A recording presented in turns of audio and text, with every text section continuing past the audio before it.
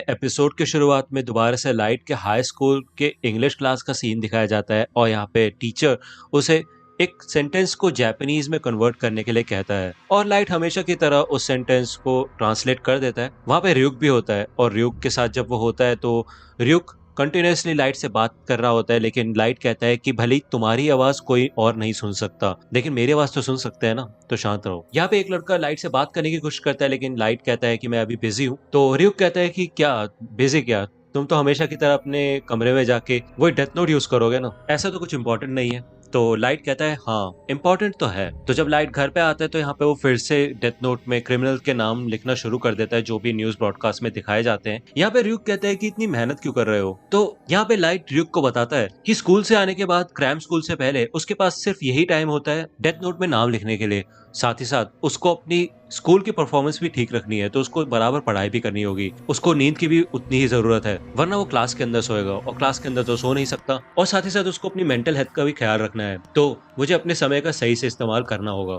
लेकिन तभी लाइट की बहन सायु दरवाजा खटखटाती है और उसे अपने होमवर्क में लाइट की मदद चाहिए होती है, जिसके बाद लाइट जल्दी से डेथ नोट को बंद करके उसके ड्रॉअर में रख देता है और अपनी बहन को अंदर बुला लेता है। यहाँ पे ryuk लाइट को बोलता है कि अगर मैं तुम्हारी जगह होता तो ऐसा नहीं करता, क्योंकि तुमने वो डेथ नोट सबसे ऊपर वाली ड्रॉअर में रखी है और मैं तुम्हें बता दूं अगर कोई और उस डेथ नोट को टच करेगा तो वो भी मुझे देख पाएगा। तो यहाँ पे लाइट मन में कहता है कि ये शिनिगामी ये बात पहले नहीं बता सकता था, और वो भी इतनी इंपॉर्टेंट चीज। लेकिन फिर भी लाइट शांत दिखने की कोशिश करता है और अपनी बहन की मदद करता है मैथ्स होमवर्क करने में। यहाँ पे हमें दूसरी ओर ICPO का सीन दिखाया जाता है, यानी कि इंटरनेशनल क्रिमिनल पुलिस ऑर्गेनाइजेशन। और यहाँ पे सारे देशों के ऑफिशियल्स बैठे होते हैं। मीटिंग की शुरुआत में ये डिस्कस किया जाता है कि एक ही हफ्ते में 52 क्रिमिनल्स की डेथ हुई है, वो भी सिर्फ हार्ट अटैक से। उनमें से एक ऑफिशियल बोलते हैं तो दिक्कत क्या है, वैसे भी इन सभी क्रिमिनल्स को उम्र कैद या फिर फांसी की सजा होने ही वाली थी, तो जो हुआ अच्छा ही हुआ। लेकिन दूसरा मेंबर कहता है कि ऐसा कैसे बोल सकते हो तुम, भले ही ऐसा होना था लेकिन इतने सारे लोगों को एक साथ मारना तो मर्डर ही हुआ। तो यहाँ पे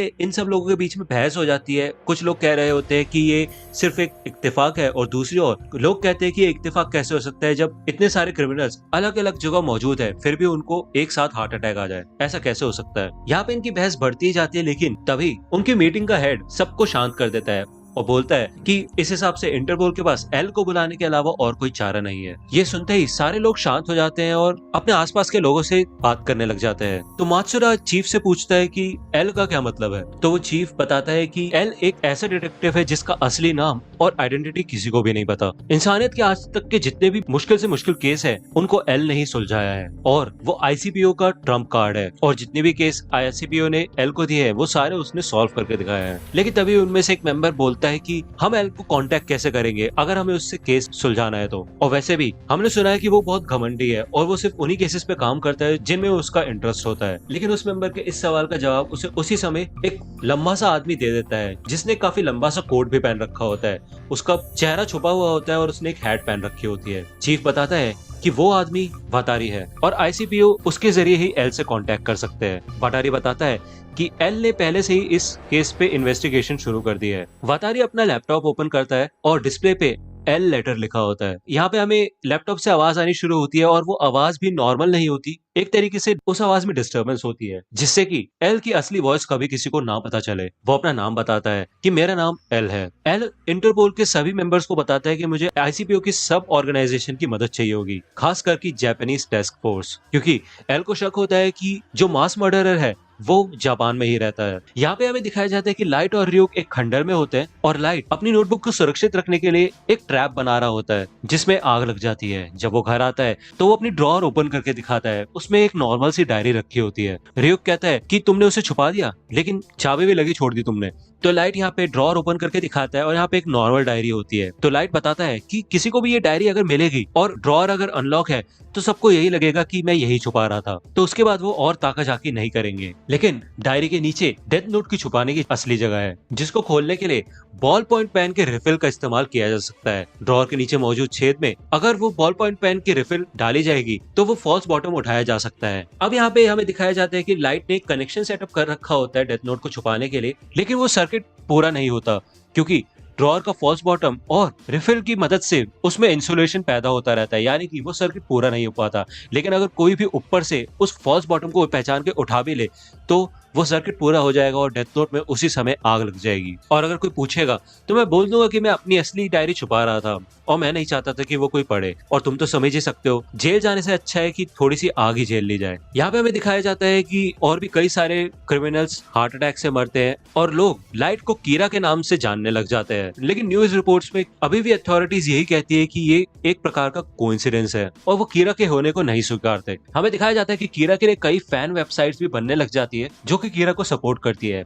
लाइट बताता है कि भले हम किसी बच्चे से पूछेंगे कि अगर कोई बुरा इंसान है तो उसे मारना सही रहेगा, तो वो मना ही करेंगे। ऐसी पब्लिक में भी लोग पब्लिक के हिसाब से ही एक्ट करते हैं, लेकिन इंटरनेट पे जहाँ पे वो अपनी पहचान छुपा सकते हैं, वो अपनी दिल की बात कह सकते हैं। तो इसलिए जिन लोगों ने कोई भी बुरा काम नहीं किया है वो कीरा के साथ है, और जिन्होंने कुछ भी बुरा काम किया है वो डर डर के जी रहे हैं। दुनिया को ऐसा ही होना चाहिए। लेकिन तभी आईसीपीओ की तरफ से एक वर्ल्ड वाइड ब्रॉडकास्ट होता है टेलीविजन पे, और यहाँ पे सूट में एक आदमी होता है जिसका नाम होता है लिंड एल टेलर, जो कि है एल। तो यहाँ पे एल सामने आ जाता है और यहाँ पे हमें जापानीज टास्क फोर्स का सीन दिखाया जाता है जो कि लाइव ब्रॉडकास्ट को देख रहे होते हैं। मात्सुरा अपने चीफ से पूछता है कि आज तक उसने अपना फेस रिवील कभी नहीं किया, तो इस बार क्यों? तो चीफ बोलता है कि शायद इस केस के लिए एल सीरियस हो। तो यहाँ पे लिंड एल टेलर बोलता है कि कीरा, मुझे पता है कि जो भी तुम कर रहे हो वो तुम्हारे हिसाब से सही है, लेकिन असलियत में तुम एक क्राइम कर रहे हो। तुम्हें लगता है तुम इंसाफ कर रहे हो, लेकिन जो तुम कर रहे हो वो गलत है और तुम बुरा कर रहे हो। तो यहाँ पे जैसे ही लिंड एल टेलर कीरा को इविल बोलता है तो यहाँ पे लाइट काफी ज्यादा गुस्सा हो जाता है और वो गुस्से गुस्से में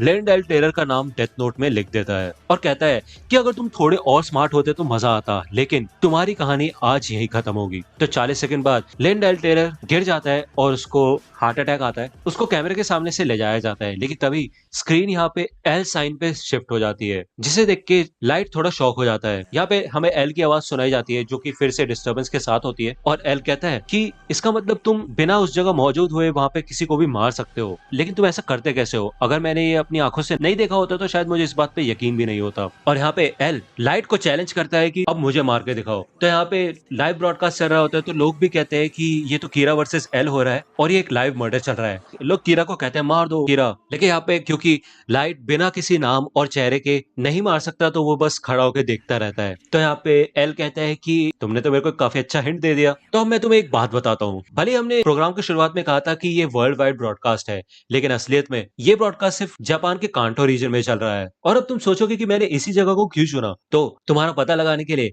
मैंने तुम्हारे फर्स्ट विक्टिम को पहचान लिया जिसको तुमने डे केयर में अपना निशाना बनाया था। और तुम्हारा लक अच्छा है कि तुम कांटो रीजन में रहते हो, क्योंकि यहाँ की पॉपुलेशन सच में बहुत ज्यादा है। इस वजह से तुम्हें ढूंढना थोड़ा मुश्किल हो सकता है, लेकिन कोई बात नहीं, मैं तुम्हें पकड़ लूंगा और तुम्हें सजा दूंगा। फिर उसके बाद तुम मुझे मिलके बता सकते हो कि तुम ये सारे मर्डर्स कैसे कर रहे हो। और यहाँ पे ब्रॉडकास्ट ऑफ हो जाता है और पुलिस काफी ज्यादा खुश हो जाती है और मोटिवेट हो जाती है कि एल सच में काफी कमाल का है। यहाँ पे लाइट अपने शौक से उभरता है और लाइट और एल दोनों एक साथ बोलते हैं कि तुम जहाँ कहीं भी छुप के बैठे हो मैं तुम्हें ढूंढ के निकालूंगा और तुम्हें खत्म कर दूंगा। और वो दोनों अपने आप को ही कहते हैं कि हम ही है इंसाफ। तो दोस्तों आज की वीडियो के लिए सिर्फ